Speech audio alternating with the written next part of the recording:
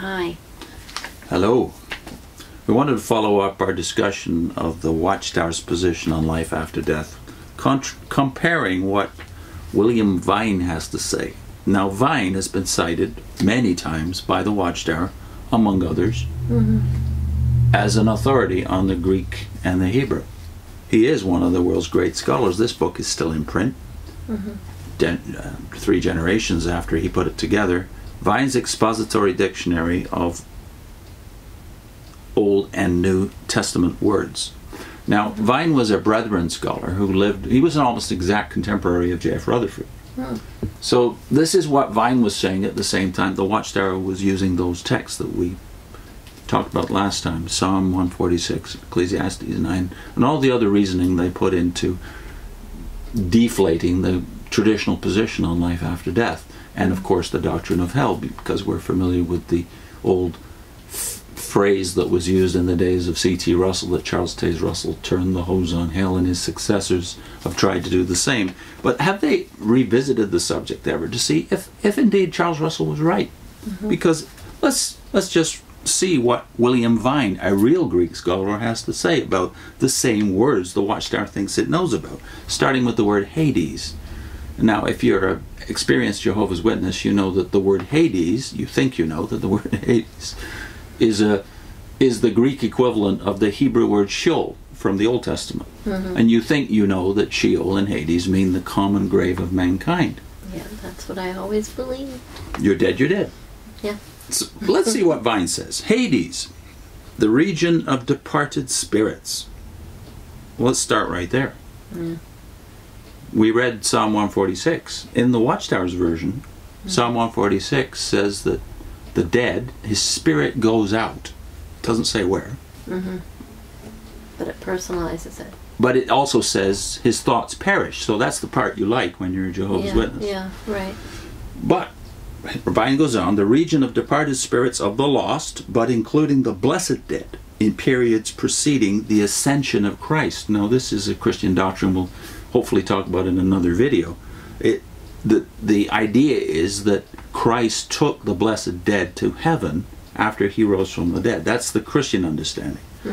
Put that aside for another discussion. Vine goes on, it has been thought by some that the word etymologically, that is derivatively, meant the unseen. But this derivation is questionable. A more probable derivation is from hado, signifying all receiving. Well, that would correspond with the idea that we think we know as witnesses that Sheol means the place where all the dead are. Yeah. But we think of it as the grave or non-existence. Right. Vine goes on, it corresponds to Sheol in the Old Testament. In the Authorized Version, that is the King James of the Old Testament and the New Testament, it has been unhappily rendered hell. For example, in Psalm 16:10, or the grave, for example, Genesis 37:35, or the pit, Numbers 16:30 and 33.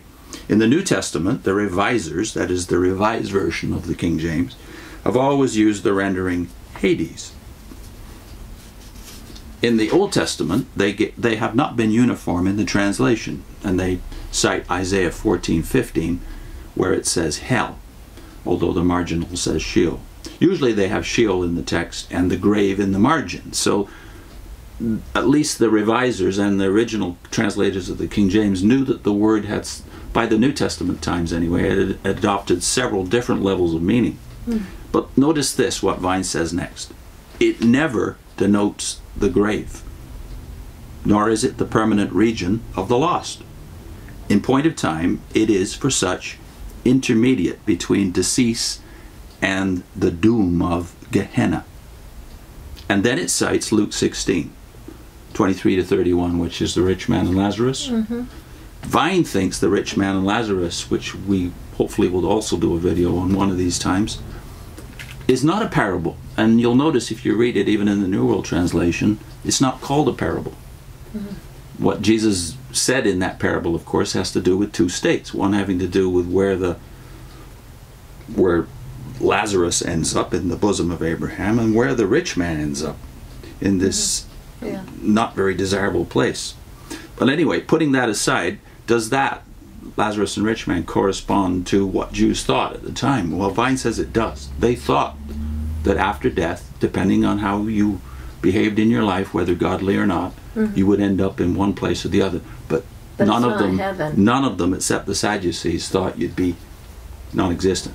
Yeah, but they're not talking about heaven and hell either. They're talking about just a place, right? Not heaven, not exactly heaven. The Yeah. kingdom of God. Just a blessed place. A blessed place, compared yeah. to- But notice he says it never denotes the grave. So here we have to decide who to trust. If the Watchtower says it always denotes the grave, that is the common grave of all men, and Vine says no, then we really are back to, shall we trust the scholars or shall we trust the people who know better than the scholars? Vine goes on, the word is used 4 times in the Gospels, always by the Lord. Matthew 11:23, 16:18, Luke 10:15, 10:15, and 16:23. It is used with reference to the soul of Christ. This is important. Acts 2:27 and 31, where we're told in that Pentecostal sermon of Peter that Christ's soul was not forsaken in Hades. Notice it doesn't say body. Yeah.